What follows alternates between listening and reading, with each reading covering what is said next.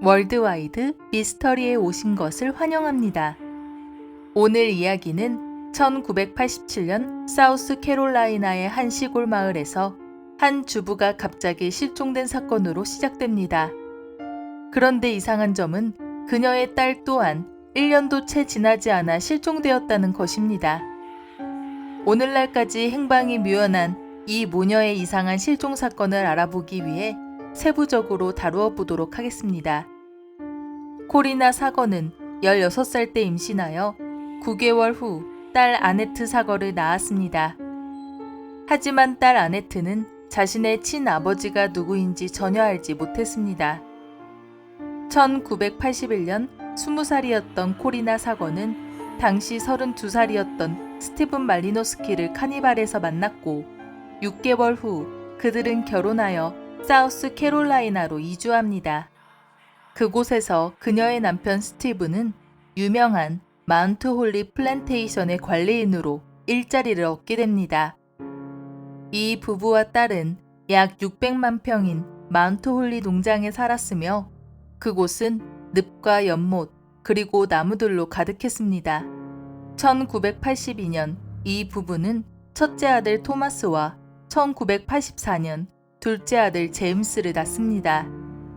하지만 이들의 부부싸움이 빈번해지기 시작했고 이는 불행한 결혼 생활로 이어졌으며 이들에게 더 안 좋은 일이 다가오고 있었습니다. 첫 번째 실종. 1987년 11월 21일 큰 부부싸움이 일어났고 부인 코리나는 밤 11시 30분에 집을 떠납니다. 코리나는 동네 편의점에서 일하고 있었지만 다음날 아침 출근하지 않았고 편의점 주인은 그녀의 차가 고장나 출근 못하는 거라 생각하여 차를 몰고 그녀의 집으로 찾아갑니다. 그가 농장에 도착했을 때 집 정문 입구가 잠겨 있었으며 닫혀진 정문 바로 뒤에 세워진 코리나의 차를 발견하게 됩니다. 차에는 어떠한 싸움의 흔적도 없었습니다.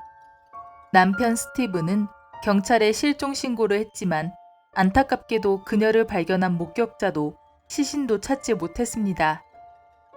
그렇게 그녀가 가족을 버리고 떠난 것으로 보였지만 1년도 채 지나지 않아 이상한 일이 또 일어나고 맙니다. 두 번째 실종.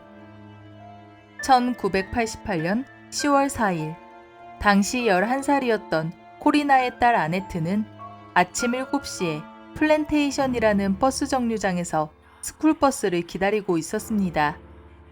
버스 한 대가 차를 몰고 지나가면서 그녀가 기다리는 것을 보았지만 아침 7시 15분에 그녀를 태우기 위해 도착했을 때에는 그녀는 이미 사라진 상태였습니다. 스티브는 오후 4시가 되어서야 딸 아네트가 실종되었다는 사실을 알게 됩니다.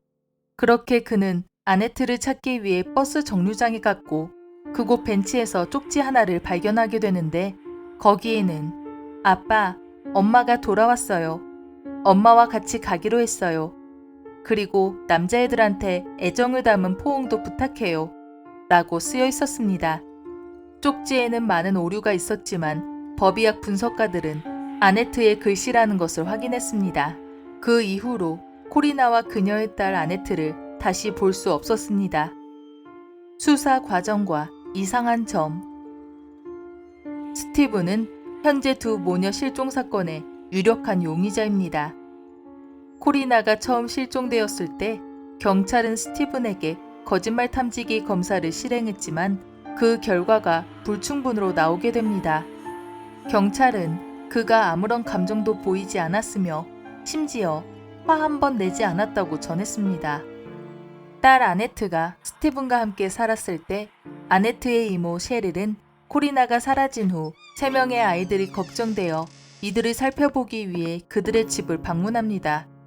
아네트는 이모에게 다락방으로 올라가 봐야 한다고 알렸지만 스티브는 위층에 올라가지 못하게 막았고 셰릴은 결국 아네트가 다락방에서 보여주려던 것이 무엇인지 알아내지 못하고 그 집을 떠납니다.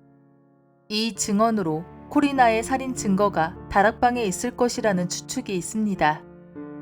코리나가 아이들을 버리고 떠난 것으로 보였기 때문에 코리나의 형제와 아내는 아네트의 양육권을 가지려 했습니다.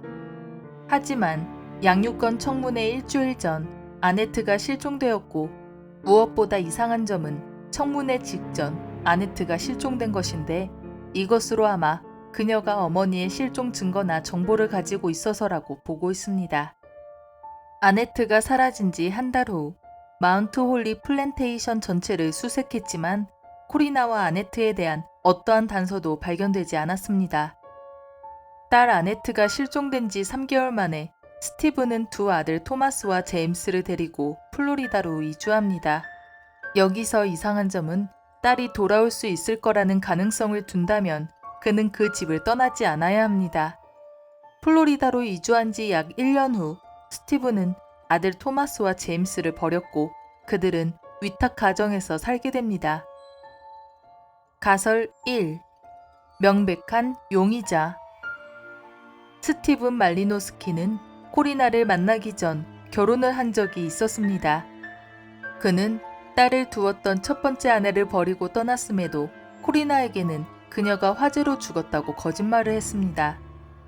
첫 번째 결혼에서 얻은 그의 딸이 최근에 인터뷰를 했는데 스티븐의 친어머니가 그녀에게 스티븐과 단둘이 있으면 나쁜 일이 생길 수 있으니 단둘이 있지 말라고 했다는 것입니다. 또한 코리나가 일했던 편의점 주인이 자신의 아내에게 코리나의 실종을 알렸을 때 그의 아내는 스티븐이 이 실종 사건과 관련이 있을 것이라 확신했습니다. 스티븐의 아들 토마스와 제임스 또한 최근에 인터뷰를 했는데 아네트가 실종된 후 아네트 학교 친구 중 한 명이 집에 전화를 걸면 스티븐은 항상 화를 내며 그 애는 더 이상 여기에 살지 않으니 전화하지 말라고 말하며 끊었다고 했습니다. 또한 아네트가 실종되기 전에 그가 아네트에게 그 쪽지를 억지로 쓰게 했다고 추정하고 있습니다. 여기서 쪽지에 관한 한 가지 이상한 점은 아네트가 아침 7시쯤 버스 정류장에 쪽지를 남기고 갔다면 스티븐이 딸 아네트를 찾으러 갔던 오후 4시에도 어떻게 그 쪽지가 여전히 그곳에 있었던 것일까요? 가설 2. 연쇄살인범. 1987년 4월 3일 코리나가 실종되기 전 또 다른 모녀가 실종되었습니다. 린다 맥코드, 사라 보이드, 그리고 사라의 딸 킴벌리는 마운트 홀리 플랜테이션으로부터 30km 떨어진 콘서트에서 돌아오는 도중 실종되었습니다. 그들의 차 또한 버려져 있었으며 세 사람의 흔적도 발견되지 않았습니다. 경찰은 그 지역에서 활동 중인 연쇄살인범이 있을 가능성을 두고 조사했지만 이 사건들 중 어떤 것도 싸움의 흔적이나 증거가 보이지 않았습니다. 가설 3. 코리나와 아네트가 살아있다는 설입니다. 일부 의견으로는 1987년 11월 21일 밤 코리나가 그의 폭력에서 벗어나고자 도망쳤다고 보고 있습니다. 그렇게 도망친 그녀는 딸에게 죄책감을 느껴 딸 아네트에게 돌아와 같이 도주하였으며 신원을 바꿔 살고 있다고 보고 있습니다. 하지만 코리나의 가족은 이 추측은 전혀 그녀답지 않다고 주장합니다. 그녀는 항상 휴일과 생일 때마다 전화를 했으며 그녀의 가족을 매우 아끼고 사랑했습니다. 그녀는 나머지 자녀들 또한 사랑했기 때문에 두 아들을 버리고 가지는 않을 것이라 보고 있습니다. 가족들은 코리나가 아직 살아있다면 그녀가 잘 살고 있으니 걱정하지 말라고 알렸을 테지만 코리나와 아네트로부터 어떠한 연락도 받은 적이 없다고 전했습니다. 최근 소식. 20년 전 카운티 경찰은 코리나와 아네트 둘 다 특정 장소에 묻혔다고 알리는 손으로 그린 마운트 홀리 플랜테이션의 지도를 받았습니다. 수색견을 데리고 그 지역의 수색 작업을 진행했지만 아무런 증거도 발견되지 않았습니다. 또한 최근에 관리 직원이 농장의 큰 연못을 청소하다가 전깃줄로 묶여진 카펫을 발견했습니다. 카펫 안에 유골이 발견되지 않았지만 불행히도 이 카펫에 관한 증거물을 찾는 검사가 이루어지지 않았으며 그 이후로 분실되거나 파손되었습니다. 2019년 8월 10일 스티브는 별개의 사건과 무관한 가정 내 아동학대 혐의로 기소되어 현재 재판을 기다리고 있습니다. 과연 코리나와 아네트에게 무슨 일이 일어났던 것일까요? 스티븐이 이 실종 사건과 관련이 있다면 어떻게 어떠한 증거도 찾을 수 없었던 것일까요? 여러분의 의견을 아래 댓글에 남겨주세요. 좋아요와 구독 눌러주시면 다음 컨텐츠를 만드는 데 큰 힘이 됩니다. 시청해주셔서 감사드리며 새로운 미스테리 사건으로 찾아뵙겠습니다. 감사합니다.